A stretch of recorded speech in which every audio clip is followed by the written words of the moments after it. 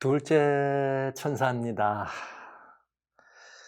여기 계시록 14장 8절에 또 다른 천사고 둘째가 그 뒤를 따라 말하되 무너졌도다 무너졌도다 큰 성 바벨론이여.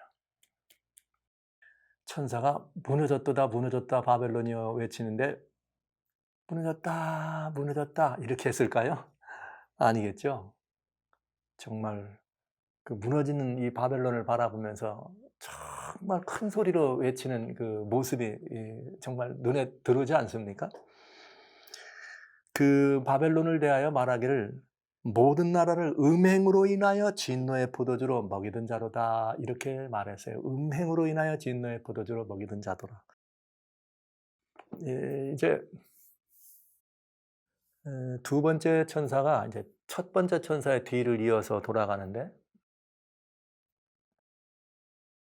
하나님을 경배하고 그에게 영광을 돌리라 하는 말씀을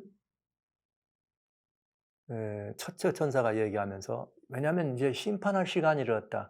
지금 이거 제가 첫째, 둘째, 셋째 천사의 기별을 이 말씀을 우선 이 복음의 내용을 말씀드리고 그 이 때와 관련된 이 기별의 선포를 여러분에게 말씀을 드릴 겁니다. 대단히 중요한 의미가 거기 포함되어 있걸랑요.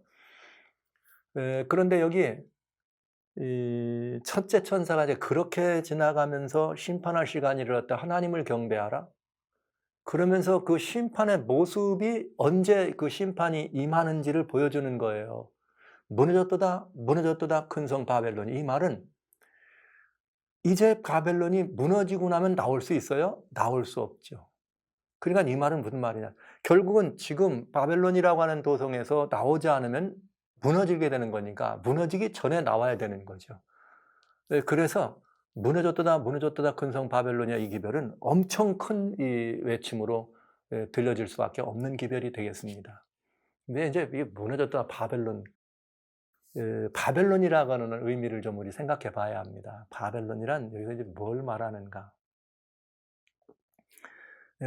바벨론은 이제 물리적인 이름, 역사 속에 등장하는 또 사라졌던 그 바벨론이라고 하는 하나의 물리적인 이름, 국가적인 이름이 있고, 또 하나는 영적인 의미가 있고, 두 가지 의미로 보면 되겠습니다.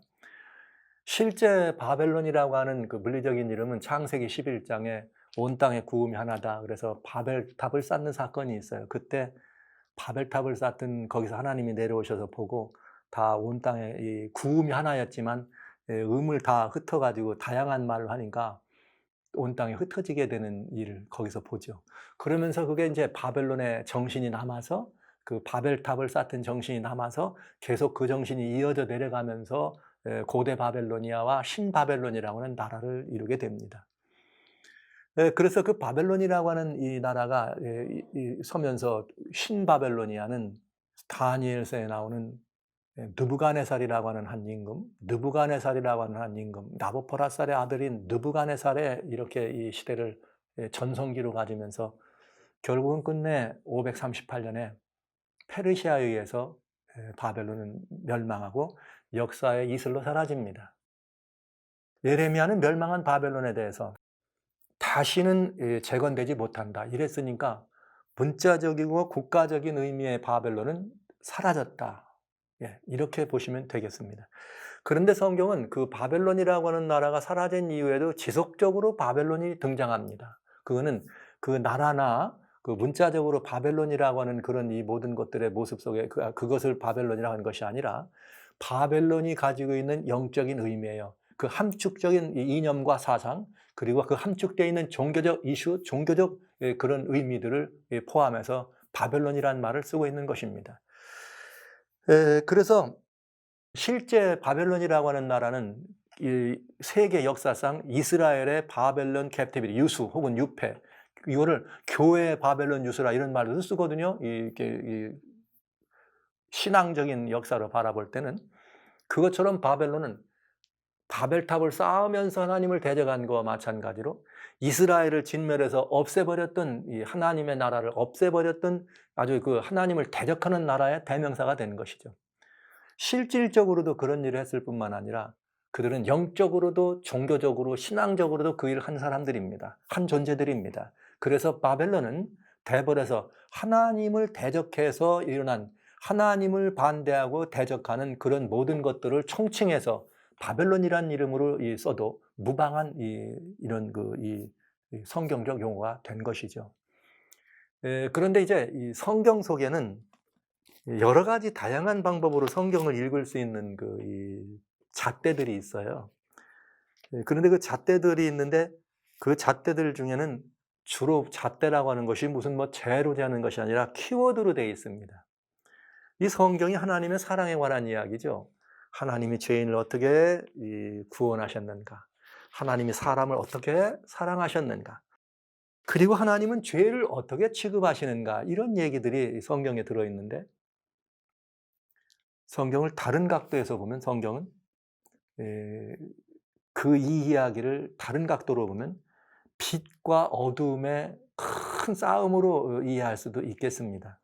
하나님과 함께한 빛에, 그 다음에 하나님을 도전하고 대적하는 어둠에, 이렇게 하면 그 빛과 어둠의 역사가 이 성경 속에 아주 짙게 드려져 있는 걸 알 수가 있죠.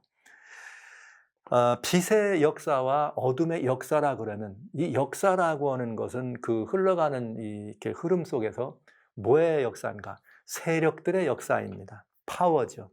즉 빛의 파워와 어둠의 파워입니다. 하나님의 권세와 어둠의 세력입니다.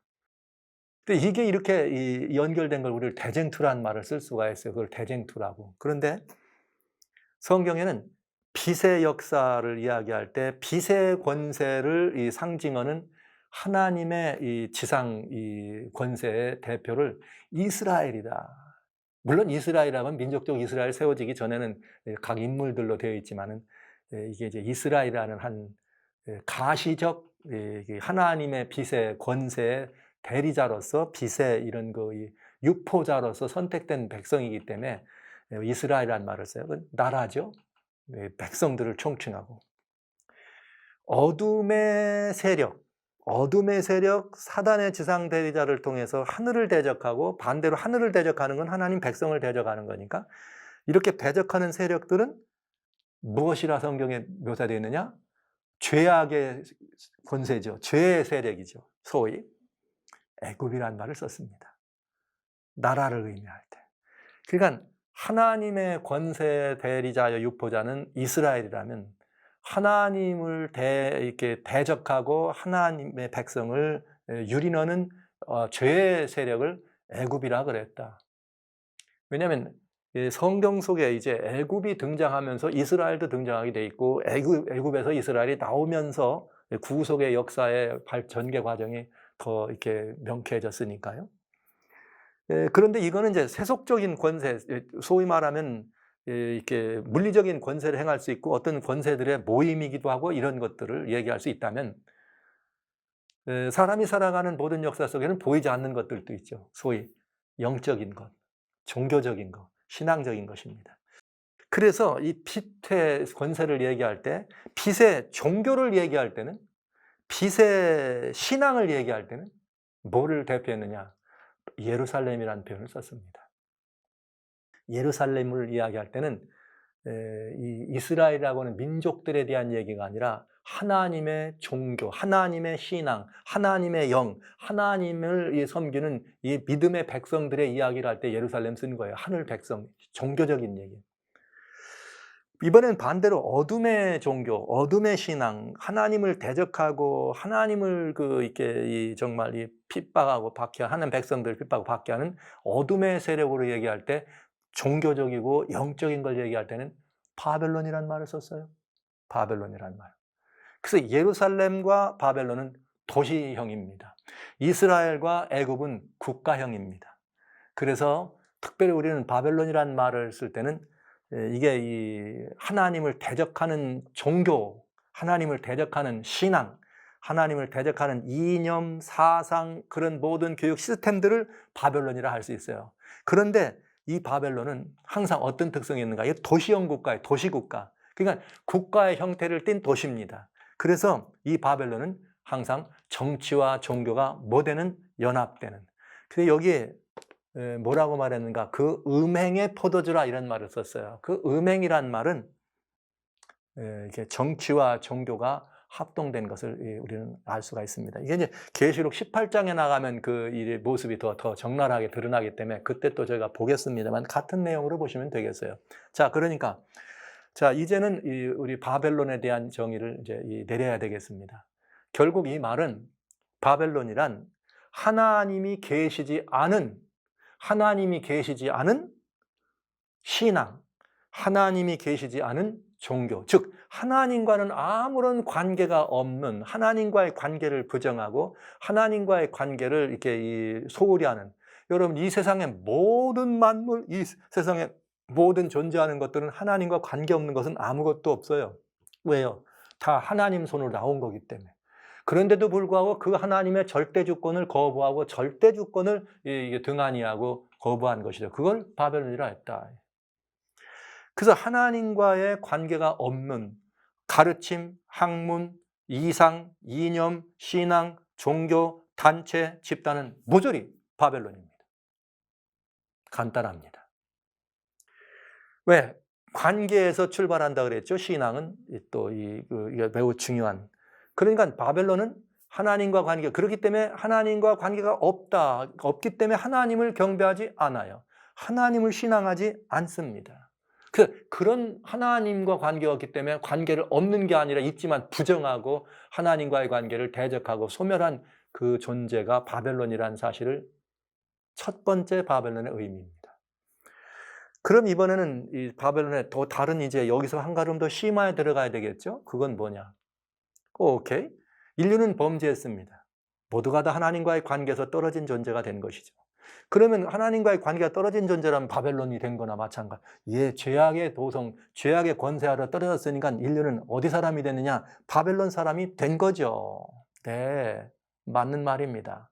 그런데 바벨론 사람이 됐는데 여전히 인류는 바벨론에 속해졌지만 하나님과 관계가 없지는 않습니다. 왜요? 하나님의 아들로 탄생됐다니까요. 다만 뭐 한 거예요? 하나님과 관계를 끊은 거지. 관계가 없어서 끊은 것이 아니라 관계가 있는데도 불구하고 끊은 것이죠. 그런데 이 바벨론은 뭐냐? 그 하나님께로 돌아가는데 그 돌아가는 길을 하나님이 아닌 다른 존재로 돌리는 거죠. 그래서 바벨론의 더 심화된 의미는 뭐냐? 예수 그리스도가 없이도 하나님께 나갈 수 있다고 가르치는 모든 종교, 모든 신앙, 모든 이념, 모든 가르침은 바벨론입니다. 왜냐하면 그 관계가 깨어진 관계를 다시 재형성하는 유일한 비결은 예수 그리스도밖에 없거든요. 근데 이 깨어지고 나왔는데 관계를 회복을 안 시켜주려니까 사단이 어떻게 하는 거예요? 다른 자기들의 하나님을 만든 거죠. 자기들이 하나님이 된 거죠. 그러니까 이들에게 누가 필요 없어요? 하나님께 돌아가려면 예수님이 있어야 되는데 예수님이 필요 없는 거죠. 그래서 바벨론의 핵심 키워드는 예수님이 계시지 않다는 것이에요. 예수님이 계시지 않다는 것이에요. 예수님이 없이는 우리의 존재는 원래부터 없습니다. 예수님이 계시지 않고는 돌아갈 길도 없습니다. 그러니까 예수님이 계시지 않다면 우리는 생명이 없는 존재인 것이죠. 그런데 바벨론이란 뭐냐? 예수가 없어도 얼마든지 자기들이 만든 하나님이니까 하나님께 이게 나가는 것처럼 자기들 하나님께 나갈 수가 있는 거고 예수님이 없어도 생명이 있다고 가르치게 된다는 것이죠. 그래서 이건 아주 위험한 일이 되겠습니다. 그래서 이 바벨론의 정의는 하나님과 아무런 관계가 없는 것이라면 두 번째로 하나님께로 예수님이 없이도 하나님과 관계할 수 있다. 예수님이 없이도 하나님께로 돌아갈 수 있다. 예수님이 없어도 구원에 들어갈 수 있다라고 가르치는 거짓된 종교, 거짓 신앙, 이것이 다 바벨론입니다. 그래서 바벨론의 이 주인인 사단은 끝없이 예수님을 공격한 거예요. 왜? 성경은 말이죠. 사단도 하나님이 한 분이신 걸 알아. 이 말은 사단도 하나님은 알아요. 그래서 아는 정도가 아니고 사단은 하나님을 보고 떤다 이렇게 돼 있어요. 야고보서 2장 19절. 내가 하나님은 한 분인 줄 믿느냐? 잘하는도다. 귀신들도 믿고 떠느니라. 귀신도 하나님이 한 분이신 하나님을 압니다. 그러니까 여러분, 사단이 하나님을 대적할 수는 없잖아요. 그러니까 하나님께 돌아가는 길인 누구를? 예수 그리스도를 대적하는 거죠. 그래서 바벨론이란 이제 심화된 이 개념으로 예수님이 없어도 존재할 수 있고 예수님이 없어도 하나님께 나갈 수 있고 예수님이 없어도 구원의 사람이 될 수 있다고 가르치는 학문, 이념, 사상, 네, 신앙, 종교, 나라, 어떤 사회, 어떤 교육, 모조리 바벨론입니다. 이건 아주 중요한 것입니다. 그런데 여러분, 이 바벨론이, 이것이 바벨론인데 이 바벨론이 계시록엔 뭐라 했는가? 무너졌도다, 무너졌도다. 큰 성 바벨론이야. 이 말을 요약하면 이 말이죠. 큰 성 바벨론, 그렇게 거짓된 종교와 거짓된 가르침으로 백성들을 미혹하고 백성들을 사망의 길로 인도한 바벨론은 뭐 한 거예요? 무너졌다 이 말이에요. 사실은 그렇죠. 미래 어느 날 완전히 없어지지만은 지금 현재도 있는 것이 아니죠. 그건 거짓 것이니까. 있으나 없는 거와 마찬가지. 그건 가짜니까. 그건 가짜 종교를 말하는 거죠. 거기엔 뭐가 없어요? 구원이 없어요. 예수님이 안 계시니까. 여러분, 그런데 이것이 무너집니다. 그냥 무너진다는 말을 두 가지 면에서 볼 수 있어요. 그런 가치, 그런 모든 것들은 거짓 것이고 헛것이기 때문에 결국은 무너질 것이다. 그리고 있어도 무너진 것과 같다는 의미도 볼 수 있고, 또 어느 순간인가 진짜 이것은 무너질 때가 있다. 완전히 사라질 때가 있다. 이 말 두 가지로 보셔도 돼요. 왜? 계시록 18장에서는 이제는 무너졌도다, 무너졌다 큰 성 바벨론이야. 바벨론을 정죄하면서 거기에 음행이 무언지를 나오는 거죠. 거기에 음행이 나오고 각종 더러운 것들과 귀신들과 각종 이 영들이 보이고 새들이 보이는 것이 되었도다. 그들은 음행의 포도주, 진노의 포도주로 열국의 왕들과 사귑니다. 열국의 상고들과 사귑니다. 그 말은 뭐예요? 경제권을 가지고 정치권을 가지고 신여 삼아서 마음대로 활동하는 음녀라 이 말이죠. 결국은 그게 무너지는 건데 무너진다. 여러분, 바벨론은 언제 무너지는가? 성경적으로 말하면 회개하지 않으면 무너지는 거예요. 바벨론도 회개해야 되죠. 왜요? 하나님의 비조된 존재들이기 때문에 모두가 다 돌아올 하나님의 권고를 들어야 안 됩니까? 그러니까 바벨론 무너집니다. 무너지는데 지금도 있으나 무너진 것과 같지만 아주 무너지는 건 뭐냐? 회개하지 않으면 끝내 무너지게 돼 있습니다. 그런데 여러분, 성경적인 원칙은 그런 원칙이 있어요. 죄악의 잔이 차면 끝난다 이런 말이 있습니다. 죄악의 잔이라는 거. 그럼 죄악의 잔이 뭘까요? 죄악의 잔이 차면 끝난다는 말은 제가 요한계시록뿐만 아니라 종말론 이렇게 뭐 여러 가지 얘기를 할 때 늘 중요하게 이게 여러분들과 같이 나누는 이야기가 있습니다. 그건 뭐냐? 마지막 배도, 치명적 배도, 그것으로는 더 이상 이제 끝이다라고 얘기할 수 있는 마지막 배도의 핵심 키워드가 있다. 그건 뭐냐? 마태복음 24장 15절에 나오는 멸망에 가증한 것이 거룩한 것에 선 것을 보거든 그때 유다에 있는 자는 산으로 도망가라. 거기에 나오는 멸망에 가증한 것이 거룩한 곳에 서는 것을 바벨론이 무너지는 사건의 시작이다. 완전히 이제 심판이 임하는, 여기 심판이 임했다 이 말은 바벨론을 심판한다는 것이에요.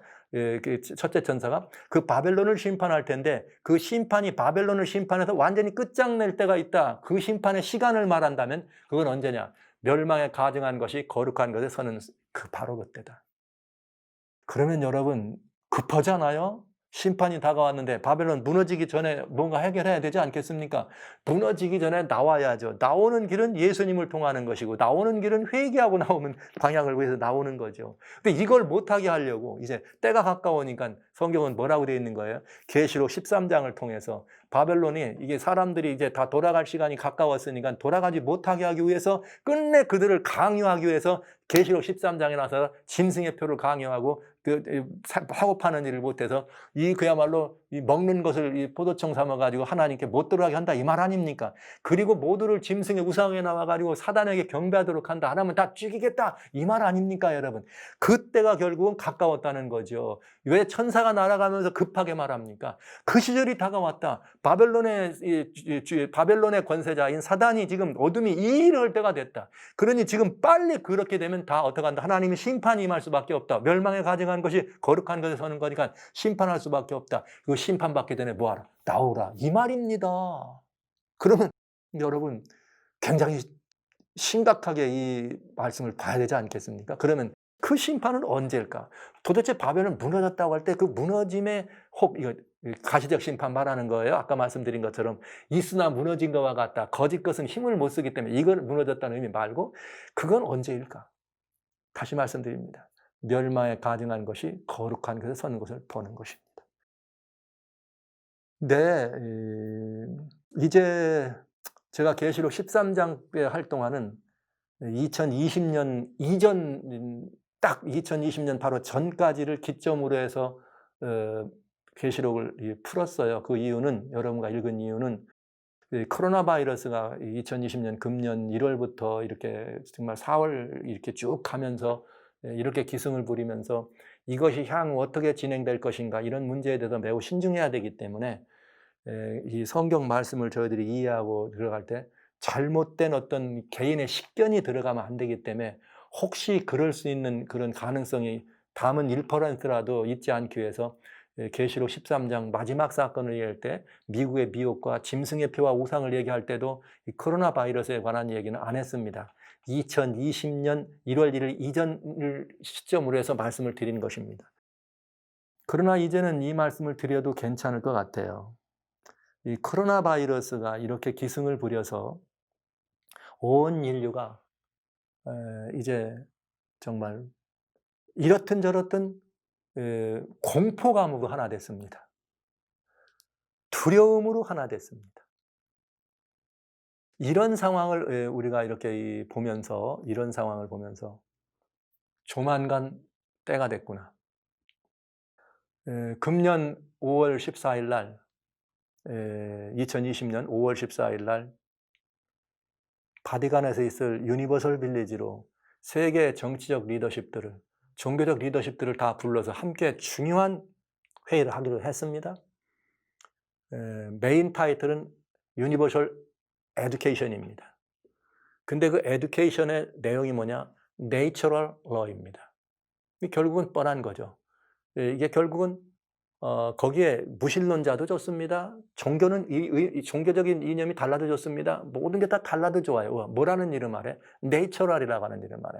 그건 우리는 다 이 모든 이 순환되는 이 천연 안에 있는 사람들이기 때문에 하나 될 수가 있죠. 그렇게 해서 거기서 인간의 삶을 인간이 나아가야 될 그 삶을 규정하면서 모두가 하나된 공통된 생각을 갖는데 교육은 그만큼 중요하죠. 하나의 교육 시스템 아래 묶여서 하나의 사상으로 교육되고 하나의 이념으로 교육되고 하나의 이념으로 살자 이 말입니다.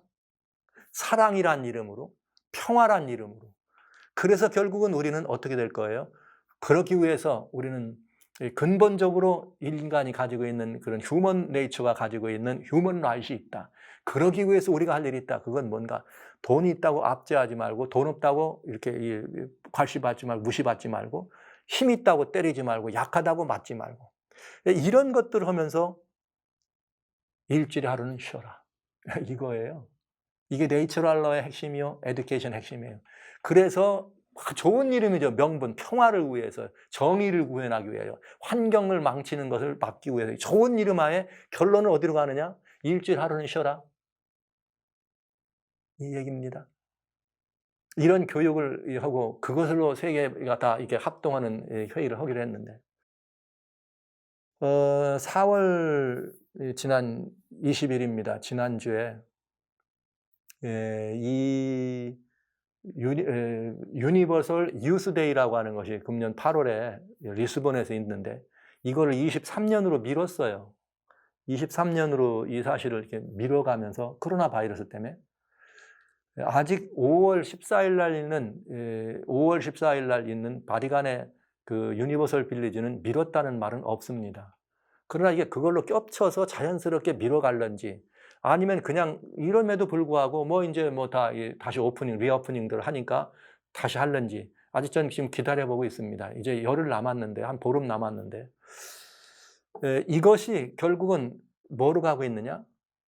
결국은 세계를 통제 사회로 경제적인 그야말로 이런 이 궁핍을 기회로 해서 중앙 통제로부터 그런 이 부나 모든 의미를 나누는 이런 일을 하게 되면 결국은 하나의 통치 시스템으로 묶게 되겠죠. 하나의 통치 시스템으로 묶는 것이 지금은 지난해 2월 달에 종교를 하나로 묶는 일은 가능하게 됐으니까 아마존 시노즈까지 해서 10월 달에죠. 이제는 정치를 하나로 묶는 일이 거의 가능한 시대에 왔다. 매우 위험합니다. 그렇다면 사단이 원하는 것은 짐승의 우상을 만들고 짐승에게 경배하게 할 것입니다. 이것은 멸망에 가증한 것이 거룩한 것에서는 아주 중요한 사건입니다. 거짓 종교, 거짓 신을 만들어서 거짓 신앙으로 사람을 이끌어서 그것을 거짓 종교화하고 그것을 정치적인 파워로 이용하는데 먹을 걸 안 주면 따라갈 수밖에 없잖아요. 믿음이 없는 사람들은. 그래서 하나님은 하나님을 신뢰할 것인가, 어둠을 따라갈 것인가, 바벨론의 권세에 굴복할 것인가, 빛의 권세에 굴복할 것인가를 하나님을 결정하라고 하는 심판의 때가 가까웠다고 하는 이것이 정말 오늘날 우리 시대에 매우 밀접한, 오늘 이 시간에는 정말 가까운 것이라는 걸 말씀드릴 수밖에 없습니다. 여러분, 이 말씀을 드리면서 멸망에 가증한 것이 거룩한 것을 선다. 즉 하나님의 자리, 적그리스도의 얘기가 자기가 하나님이 아닌데 하나님의 성전에 앉아서 자기를 하나님이라 하느니라 하는 얘기가 데살로니가후서 2장에 나오는 4절에 나오는 멸망에 가증한 것이 거룩한 것에 앉는 사건이죠. 금년 5월 14일이 또 있어요. 하나. 그건 뭐냐? 이스라엘입니다. 이스라엘의 독립 72주년 기념인데 금년에 이들이 뭘 원하는가? 이 72년, 73, 뭘 원하는가 하면은 제3성전에 관한 특별한 이 발표를 할 것 같아요. 뭐 그렇게 지금 예정되고 있고 하려고 하고 있고, 근데 코로나가 지금 그걸 어떻게 할 거냐, 이제 이런 문제가 됐습니다. 그래서 금년 5월 14일은 바티칸의 5월 14일과 예루살렘의 5월 14일 두 개가 지금 남아 있어요. 아주 주목이 됩니다. 멸망에 가증한 것이 거룩한 게 서는 사건이 눈에 보이면 성경은 바벨론은 무너진다. 그러면 여러분 어떡할까요? 무너지기 전에 행동해야 되지 않을까요?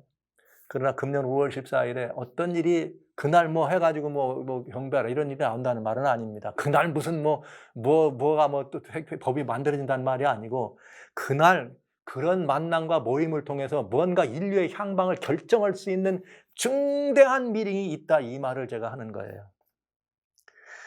여러분, 하나 더 있습니다. 중요한 일입니다. 지금 이미 멸망에 가증한 것이 거룩한 것에 서 있습니다. 그건 뭔가?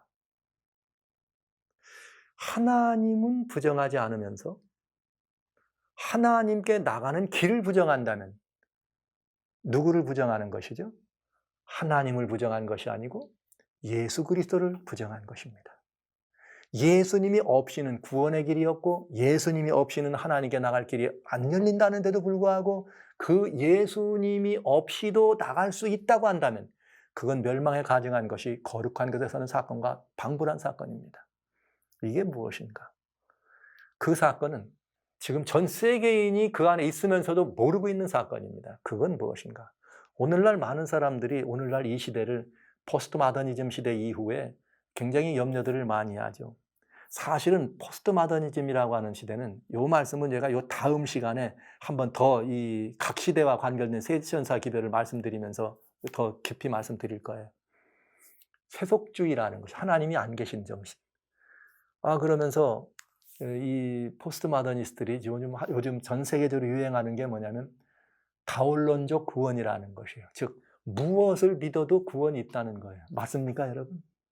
뭘 믿어도 구원에 들어갑니까? 여러분, 구원의 의미가 뭐예요? 여러분의 구원은 어떤 의미입니까? 성경적 구원의 의미는 무엇인가?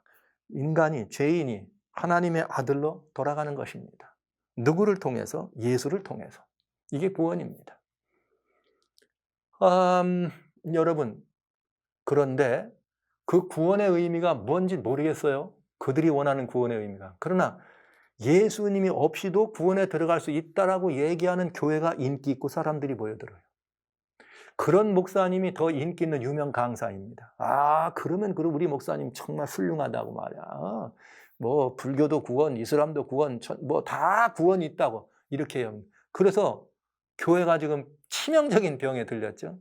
그러면서 거기 하나 더 겹쳤죠. 이제는 무언가 자기하고 생각이 달라도 다른 거를 틀렸다고만 안 된대요. 그건 틀린 것이 아니라 다른 것이랍니다. 그런가요, 여러분? 예수님이 없이도 구원에 들어갈 수 있다고 얘기하면 그건 틀린 거예요? 다른 거예요? 여러분이 선택해 보세요. 그런데 모든 가치를 틀린 것이다, 옳고 그른 걸로 구분하면 보수적이라 그리고 인기 없는 교회고 인기 없는 목사입니다. 그러나 모든 가치를 좋은 것과 나쁜 것, 그건 괜찮은 거야, 좋은 거야, 그건 틀린 게 아니야, 다른 거지, 이렇게 하면 아주 인격적으로 훌륭한 분이고 완성된 신앙이고 완성된 이 도덕과 가치관이고 그런 완성된 신앙으로까지 협상해서 그런 교회는 사람들이 모여드네요. 여러분, 그러면 이게 뭡니까? 예수님이 없이도 구원에 들어갈 수 있다 하는 그 가르침은 어디 가르침이에요? 바벨론이라고 했잖아요. 바벨론의 가르침입니다. 바벨론은 무너질 신앙입니다. 그럼 그 무너질 신앙이 가장 인기 있는 자리에 올라가고 무너질 신앙이 존중받고 무너질 가치가 더 사람들에게 의미 있고 옳은 가치로 전도되고 있다면 그 시대야말로 무슨 시대입니까? 멸망에 가증한 것이 거룩한 곳에 서는 시대. 우리의 구주이신, 우리의 구속주이신 예수 그리스도를 완전히 소멸시키고 그 자리에 명상이, 그 자리에 다른 어떤 무엇이, 다른 누가 서도 괜찮은 시대가 됐다면 이건 자칭 하나님의 자리에 올라있는 그리스도가 아니라 적그리스도의 자리에 누가 서 있는 그런 어둠의 시대 아닌가 여러분? 저는 매우 이런 사실들을 바라보면서 지금은 바벨론이 무너졌다라는 소리를 들어도 괜찮은 시대를 우리는 지나가고 있다. 역사적으로 어느 경점인가 그 심판에 완전히 칼날이 돼서 바벨론이 완전 무너지는 때는 아직 아니지만 여전히 지금도 바벨론은 무너졌다. 왜요? 예수님이 안 계시니까요. 이 세계가 다 뭐가 돼버렸단 말이에요? 바벨론이 돼버렸다. 왜? 예수님을 중심으로 모시는 가르침은 근본주의적 가르침이요, 인기 없는 가르침입니다. 예수님을 믿지 않고는 구원이 없다고 가르치는 그것은 다 누구라고만 생각해요? 아주 부족한, 아주 거짓식하고 보수적이고 그냥 막 이런 사람들로만 돼버린 이런 시대를 우리가 살아갑니다. 근래 여러분 주변에 다 그런 분만 있는 것은 아니겠습니다만 아마도 젊은 세대들과 대화하시려면 힘드실 거예요. 제가 말씀드린 젊은 세대란 바로 이 다원론적 구원관, 포스트 모더니즘 시대의 영향으로 말미암는 소위 이렇게 XYZ 무슨 무슨 유튜브 세대, Y 세대 이런 모든 세대에 기존의 세대와 여러분 대화하시려면 많이 힘들 겁니다. 가치관이 다르죠, 여러분. 종교나 신앙이나 가치관이 다른 게 아닙니다. 세계가 다른 세계입니다. 이미 이 세계는 뭐가 됐어요? 바벨론이라고 하는 빛이 없는 어둠이 관영한 세계가 된 것입니다. 우리의 사랑하는 자녀들이, 우리의 청년 남녀들이 이 세계에 노출되어 있는 것입니다.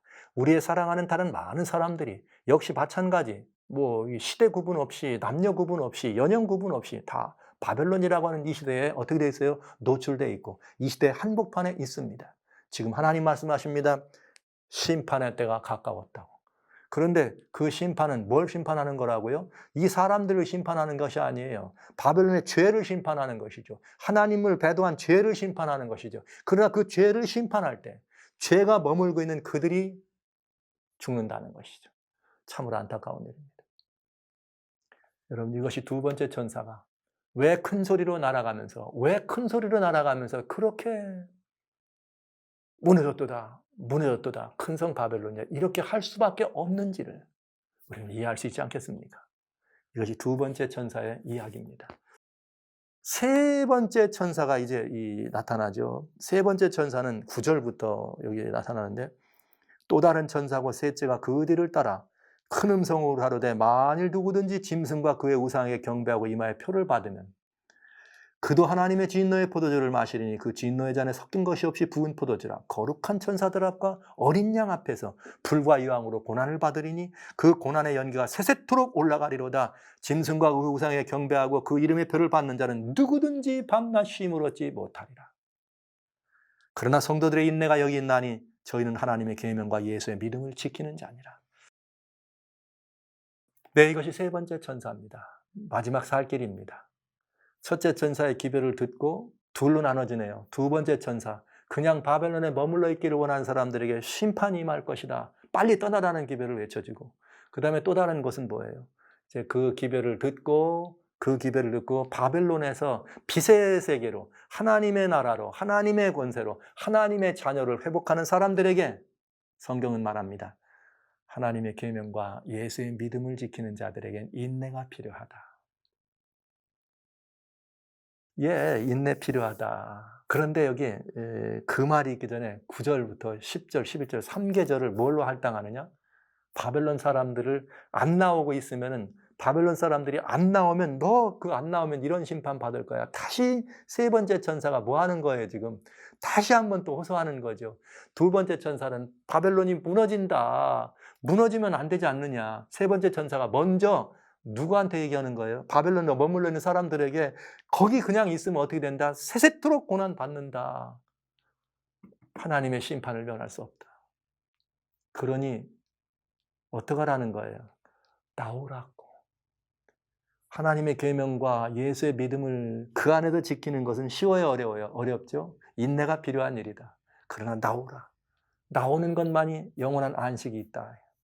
여러분, 이제 이 셋째 천사의 기별을 살짝 저희가 요약하면서 이미 14만 4천을 볼 때 이 세 번째 천사의 말씀 속에 나와 있는 이 하나님의 계명과 예수의 믿음이, 예수의 증거가 얼마나 아름다운 덕성인가를 말씀드렸기 때문에 이 부분을 조금 말씀드리겠습니다. 여기에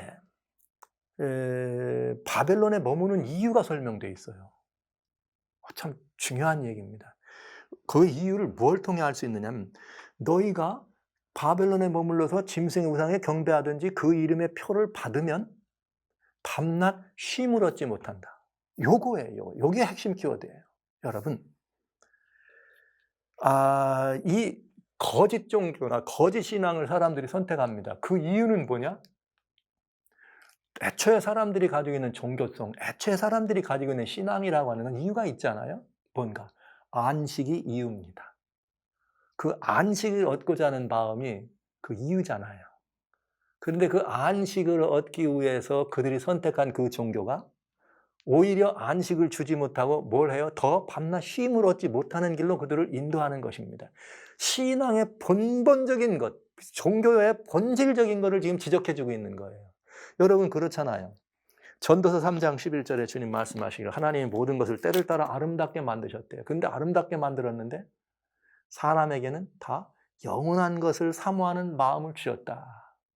이게 영원한 것을 사모한다는 말은 뭐예요? 인생이 다 템포랄, 인생이 영원하지 않기 때문에 존재하는 모든 것들이 다 영원한 건 없으니까 다 허무하니까 그 허무를 벗어나서, 그러니까 결국은 사망과 죽음의 권세로부터 도망치길 원하는 거죠.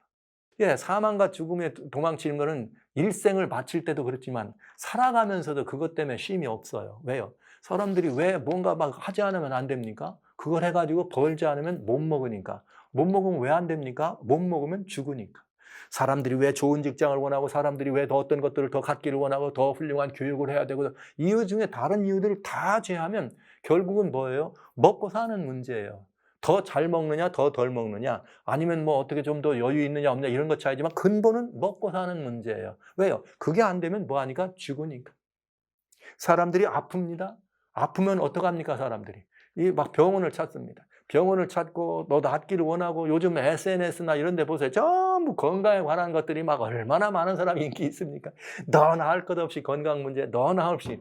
그 요즘 TV에 유행하는 게 먹방 아니에요? 먹고 사는 문제. 그 다음 유행하는 게 뭐예요? 어떻게 하면 건강하냐 문제. 이게 사람들의 모든 관심이에요.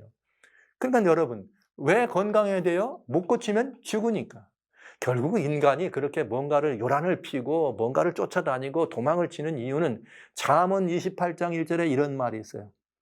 악인은, 즉 하나님을 떠난 사람은, 바벨론 사람을 말하는 거예요. 바벨론에 사는 사람들은 쫓아오는 자가 없어서 도망친다.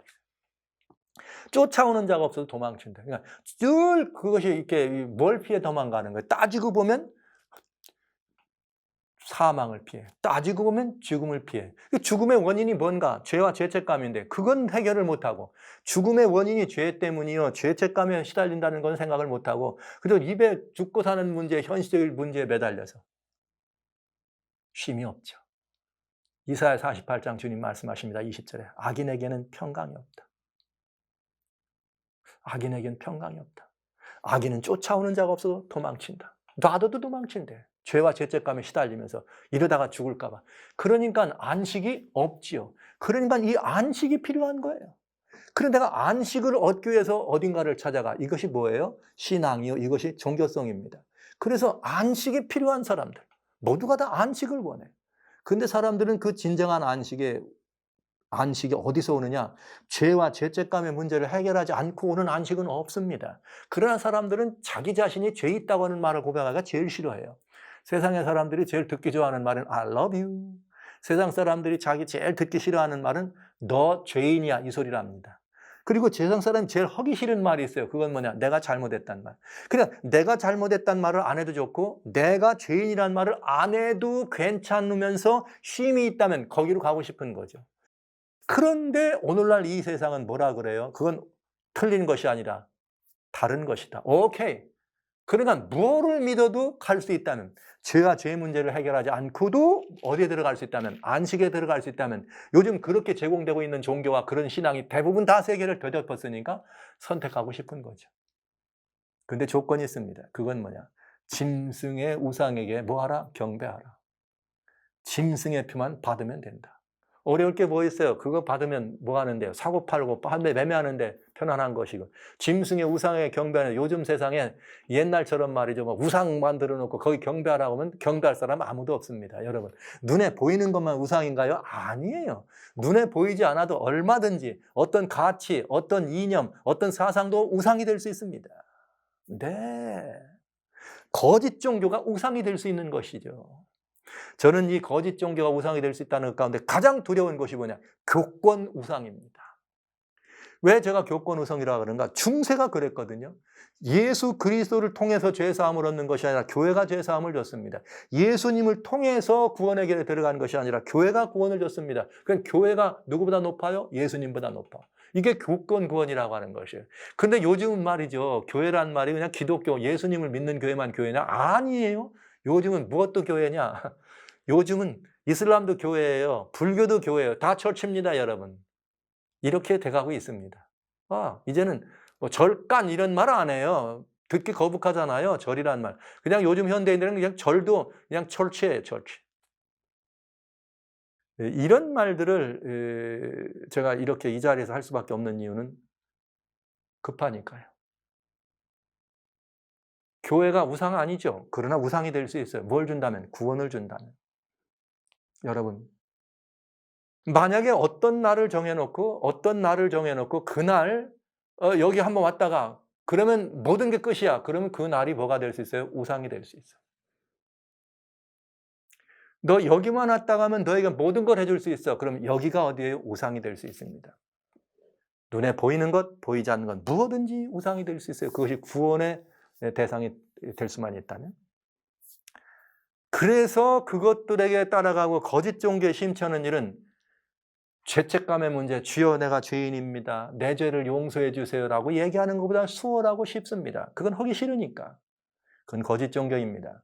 거짓 신앙입니다. 거긴 구원이 임하지 않습니다. 그렇게 했을 때 안식이 왔을는지는 모르겠어요. 잠깐 동안. 배고픈 사람이 먹으면 안식이죠. 아픈 사람이 병이 나면 평안이 오죠. 그러나 우리 주님은 말씀하시기를 수고하고 무거운 짐 졌는가? 인생의 짐, 죄책감의 짐, 이런 것들로 인해서 수고하고 무거운 짐 졌는가? 다 내게로 오라. 그리하면 내가 너희를 어떡하리라? 쉬게 하리라. 예수님 외에는 우리에게 진정한 안식의 주인은 있을 수가 없습니다. 예수님 외에는 우리들에게 안식을 나눠줄 분도 없고 줄 수 있는 데도 없고 줄 수 있는 가치도 없고 줄 수 있는 이념도 이상도 아무 데도 없어요. 아무 데도 없어요. 오로지 예수님뿐입니다. 예수님은 마태복음 11장 28절에 수고하고 무거운 짐자들아 다 내게로 오라. 내가 너희를 쉬게 하리라. 여기 참된 안식이 있습니다. 근데 이 안식을 얻기 위해서는 뭐가 하나 꼭 필요해. 나는 마음이 온유하고 겸손하니 나의 멍에를 메고 내게 배우라. 그러면 너희 마음이 쉼을 얻으리라. 이 안식은 좋은데 뭐가 있어요? 내 멍에를 메라. 그러나 주님은 이어서 말씀하십니다. 그러나 내 멍에는 쉽고 가볍다. 멜 수 있다. 멍에가 뭡니까? 소 잔덩어리 매는 거죠. 성도 여러분, 성경은 이렇게 말합니다. 너희가 쉼을 얻기 위해서 무엇인가를 선택하고 어떤 종교든 어떤 신앙이든 선택할 수 있다. 근데 그 종교와 그 신앙이 거짓 것일 때, 참이 아니고 거짓일 때, 그건 우상이요. 이 세상에서 주는 진정한 안식이 없는 거짓 것이다. 그것을 선택한 결과는 무엇인가? 영원히 쉼을 얻지 못하리라. 성도 여러분, 형제자매 여러분, 계시록 14장에 6절부터 12절까지 있는 이 세 천사의 메시지는 정말 복음의 액기스이면서 정말 복음의 구조 원리예요. 복음의 구조. 하나님을 경배하라. 그리하면 뭐가 온다? 안식이 온다. 네. 물론 원래 원 복음의 의미를 이미 말씀드렸습니다만, 그렇지 않고 하나님을 대적하면, 바벨론이 되면 무너지고 쉼이 없다. 됐지? 여러분 어떡하실랍니까? 오늘 내가 지금 속해 있는 내 삶 속에서 내가 교회를 다닌다고 그래서 참신앙을 가진 것은 아닙니다. 내가 교회 안에 있다 그래서 빛의 권세 아래 있는 사람이라고요? No, 아닙니다. 여러분, 바벨론은 내가 머무는 장소가 가져다 주지 않습니다. 바벨론은 뭐가 가져다 준다 그랬죠? 관계가 가져준다 그랬어요. 하나님과 내가 아무 관계가 없다면 나는 바벨론 사람이에요. 예수님과 내가 아무 관계가 없다면 나는 바벨론 사람입니다. 내가 어느 교회에 있기 때문에 내가 구원의 사람인가? 아닙니다. 내가 어떤 신앙을 선택했기 때문에 내가 빛의 사람인가? 아닙니다. 내가 하나님과 관계가 없다면 나는 바벨론 사람입니다. 내가 바벨론 사람이 되면 그 바벨론이 있는 동안은 쉼이 있을지 모르겠어요. 모든 종교는 쉼을 준다고 얘기하니까 아무 데를 가보세요. 다 평화롭다고 그러고, 교회 나오는 이유가 왜 나오냐 그러면 대개 난 여기 오면 뭔가 좀 마음이 평안해져. 그래서 평안 때문에 온다 그래요. 쉼을 찾아. 그러나 여러분, 진정한 쉼은 오직 예수 그리스도. 거기서 외에는 쉼은 올 수 없습니다. 오늘 저는 여러분들이 바벨론 사람인지를 한번 생각해 볼 필요가 있다고 봐요. 내가 교회에 열심히 하고 나와서 충성스럽게 살고 있으니까 나는 정말 진짜 이 하늘 백성인가? 잘 보셔야 돼요. 하나님과 내가 어떤 관계인가를 보셔야 돼요. 예수님과 내가 어떤 생명의 관계인가를 보셔야 돼요. 예수님이 계시지 않고는 안 됩니까? 예수님이 없어도 평안합니까? 예수님이 안 계셔도 괜찮을 것 같습니까? 이것은 여러분들이 예수님과 어떤 관계에 있는지를 설명해 줍니다. 여러분, 우리의 온전함은 바로 그 관계의 온전함입니다. 14만 4천은 그 입에 흠이 없다. 그리고 뭐가 없다? 거짓이 없고 흠이 없다. 온전하다. 그 온전하다는 말은 관계의 온전입니다. 여러분, 말로는 얼마든지 나는 하나님의 사람, 예수의 사람이라고 말할 수 있습니다. 그러나 예수님과 살아있는 생명의 관계에 있지 않다면 나는 예수님의 사람이 아닌 것이죠. 바벨론 사람인 것이죠.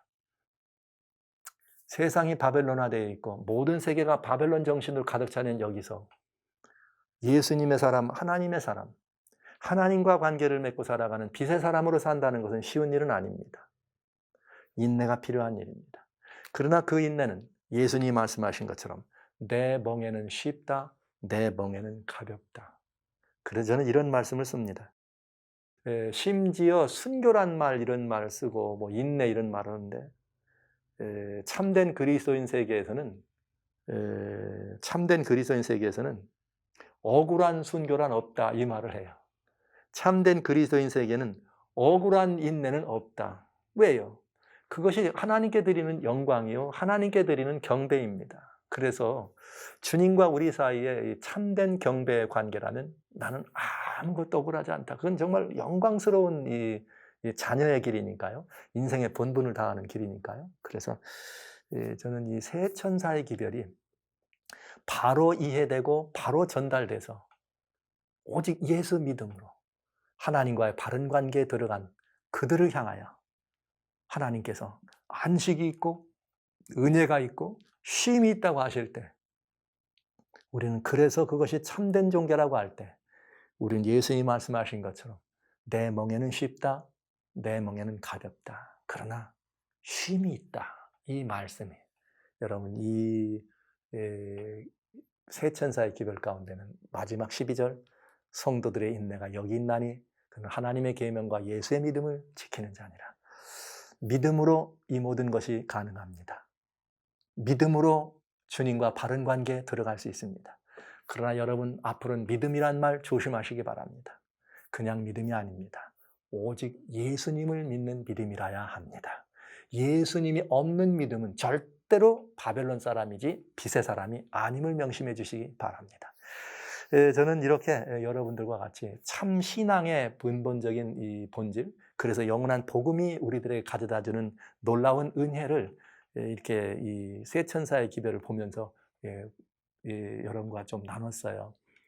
영원한 복음의 출발이 하나님의 마음에서부터, 그 사랑이란 신성의 마음에서부터, 그래서 그 마음이 우리들에게 전달되는 과정을 복음이라 그리고, 그 복음의 핵심 키워드는 누구 안에서? 예수님 안에서 이루어지는 일이기 때문에 예수님이 복음의 누구예요? 복음이고, 우리는 그 복음의 누가 되는 거예요? 혜택을 받는.